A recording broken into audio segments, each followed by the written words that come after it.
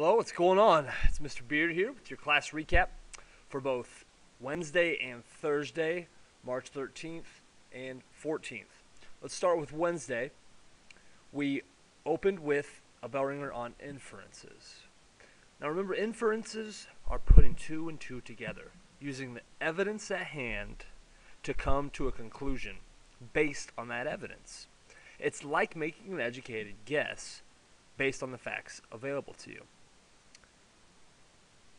We watched a short little video about a detective who makes several inferences, but they're not very good inferences, and he's wrong and kind of gets made a fool of. The video is called The Defective Detective, and while we're watching that, students needed to pick out two incorrect inferences that this detective makes. If you're watching this on our class website, I put this video underneath what you're watching this on, so you can find it on the same page.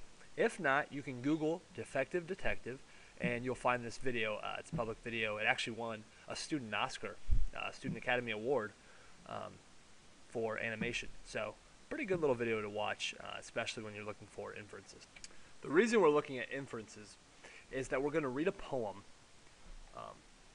that has two possible outcomes in regards to a relationship between a father and a son. And we have to use clues and evidence within the poem to try to piece together our own opinion of what we think that relationship is, because it's not explicitly said one way or the other.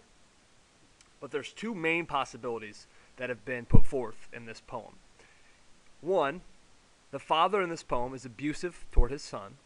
Or two, the father is just horsing around with his son and loves him very much and is just kind of playing with him in a rough and tumble manner. Let's read it real quick so you have that audio read along with if you're reading this online, or if you got the document that I put on our class website. But either way, I want you to be able to hear this as you're reading it. It's called My Papa's Waltz by Theodore Rothke. The whiskey on your breath could make a small boy dizzy, but I hung on like death. Such waltzing was not easy. We romped until the pan slid from the kitchen shelf. My mother's countenance could not unfrown itself. The hand that held my wrist was battered on one knuckle. At every step you missed, my right ear scraped a buckle. You beat time on my head with the palm caked hard by dirt, then waltzed me off to bed, still clinging to your shirt. Alright, so as we're reading this, let's first take the position of someone who is arguing the father is abusive. Now, there are lots of little tiny pieces of evidence that at first can be argued very easily to be abusive. One, the first piece of evidence is that the father has obviously been drinking. Rothke makes direct mention of whiskey on the father's breath, meaning it was enough that the small boy could smell it. Now, it says could make a small boy dizzy. Does not mean that it is literally making him dizzy, but it's enough of a pungent smell, a strong smell, that it could make a small boy. The next little clue or item of interest, if you're looking for pieces of evidence to suggest abuse, I hung on like death, like you would ride a roller coaster, and grab the bars real tight because you're deathly afraid, so you cling on there. It is definitely not a positive word or positive simile here, hanging on like death. Like death hangs on to body. It won't let go. So that's not a positive.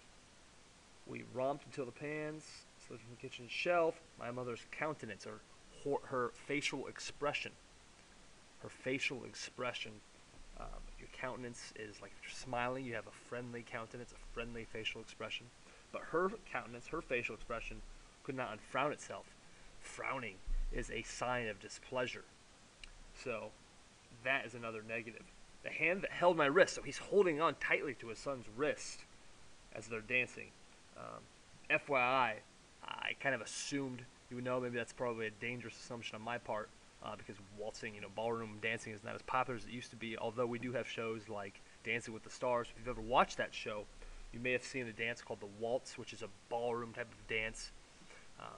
Very formal and elegant, but upbeat. So he's got a battered knuckle, like he's been in a fight. A lot of people immediately think bar fight, because he had been drinking.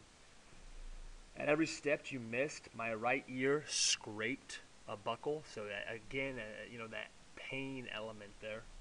You beat time on my head. That is by far the most often cited example of abuse in this poem. He's beating. The idea of beating someone on the head, is a small child on the head, very reasonably makes the argument for abuse. And a palm caked hard by dirt, suggesting this is a rough and tumble type of fella, manual labor kind of guy who's very physical. The physicality again in this poem. So those are the pieces of evidence for abuse. Now, what you're going to need to do with this poem is we've got some guiding questions that you're going to need to answer. Normally we'll answer in a complete sentence. For these are just guiding questions to get to a bigger writing piece. So I'm not going to make you answer these in a complete sentence, but I do want you to go through these. Such things as, is the mom really unhappy? Is the dad trying to get the little boy to bed, or is he, venting a drunken frustration out on this poor kid? But here are the two money questions. Was the boy happy in this dance? Was he scared, or something in between? And the ultimate big daddy question is the daddy abusive to his son? Is the father abusive to his son? That's the real question. These, again, are just guiding questions to get you to a bigger writing piece. And in this writing piece, you need to tell me what is the relationship between the father and the son. I'm going to go ahead and write that here. So you need to argue what is the relationship between the father and the son, and you need to cite two examples to support your claim. So you need to cite two examples to support your claim. Now, examples, another word for example in this context is evidence. You need to find two pieces of evidence in this poem to support whether or not the father was abusive. I have shown you some pieces of evidence arguing in favor of abuse. I'm going to show you some other pieces of evidence or examples to support the claim that he is not abusive. Before I do that, you need to structure your writing argument or your writing prompt in this format, the CEIO format that we've used before.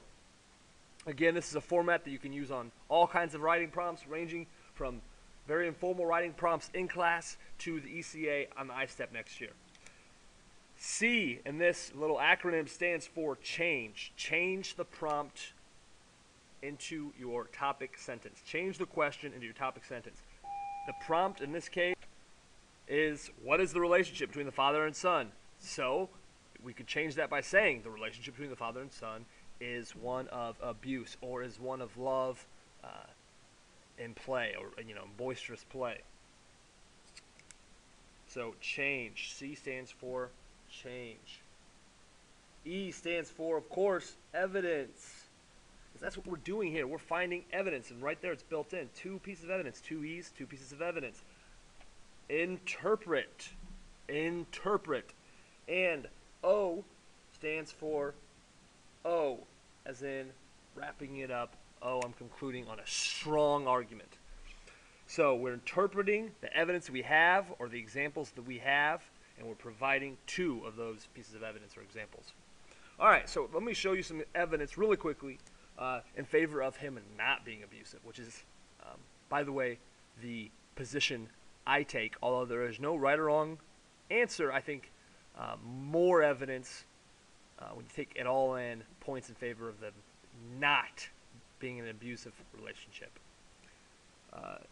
Yes, there is whiskey on the father's breath. That by no means means that he's abusing his son, or even that he is drunk or intoxicated and doesn't know what he's doing. 2, we romped until the pants. Romped. I'm going to go ahead and highlight that word there, romped, because honestly, that is one of the biggest linchpins of this entire argument. If you look, it is defined as playing or frolicking in a lively or boisterous manner. Playing or frolicking in a boisterous manner. Well, so then what does boisterous mean? Because that's how these dictionary definitions work sometimes, which is kind of annoying, I know. Well, it means rough and noisy, or noisily jolly, which means happy, or rowdy. So it's rough play. That's basically what it means. We romped. We played roughly until the pan slid from the shelves. It does not say we fought or I was abused until the pan slid from the shelf. We played roughly until the pan slid from the shelf. My mother's countenance could not unfrown itself. Again, how many moms are disappointed when their son and their husband are playing a little maybe too rough and they're knocking things over? This happens all the time. That does not mean they're being abused. The hand that held my wrist was battered on one knuckle. Sounds like a father who works with his hands for a living. FYI, I don't want to get too much into the biographical information on Rothke. He wrote stories about his father, who was a gardener, that he loved very, very much, and wrote childhood experiences involving his father, who was a gardener, who might have, a battered knuckle as he's working with his hands. I said gardener, I'm sorry. He worked in a greenhouse, excuse me. At every step you missed, my right ear scraped a buckle. That sounds a little bit painful, but again, playing roughly. You beat time on my head with a palm caked hard by dirt.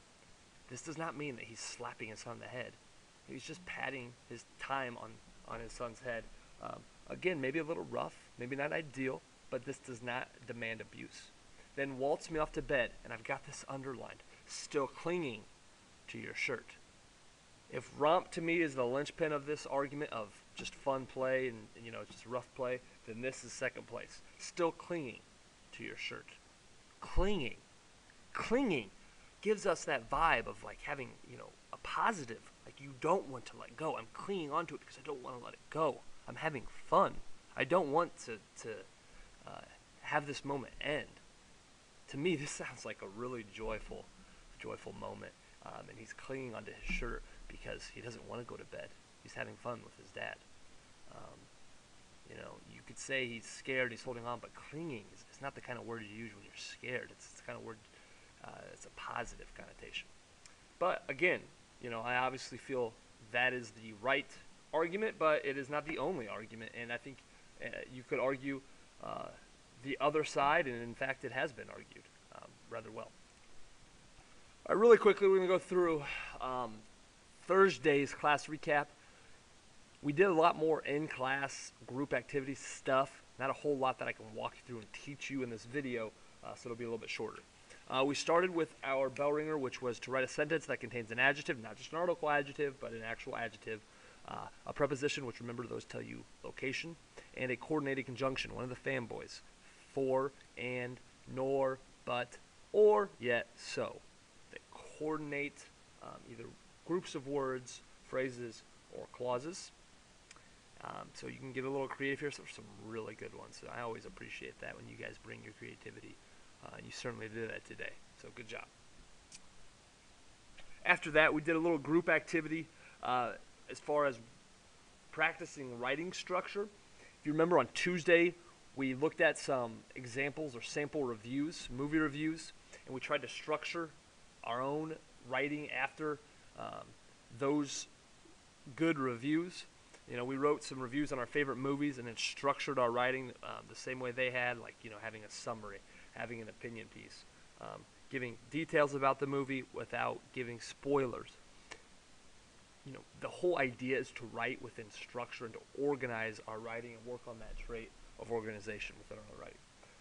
We did that by taking the names off those papers, passing them around, looking at samples of good papers and things that we liked, and then fixing samples of things that maybe weren't perfect, all within that sanctity and that positive of not having our names on there, and so not feeling maybe defensive, and focusing on the writing, not the writer. All right, after that, we our word parts from this week's vocabulary list. You've got your word parts here. If you were absent, when you come back, I've got this packet in our makeup bin. But we reviewed by two ways. We got the buzzers out and did a little competition to see who knew them the best and the quickest.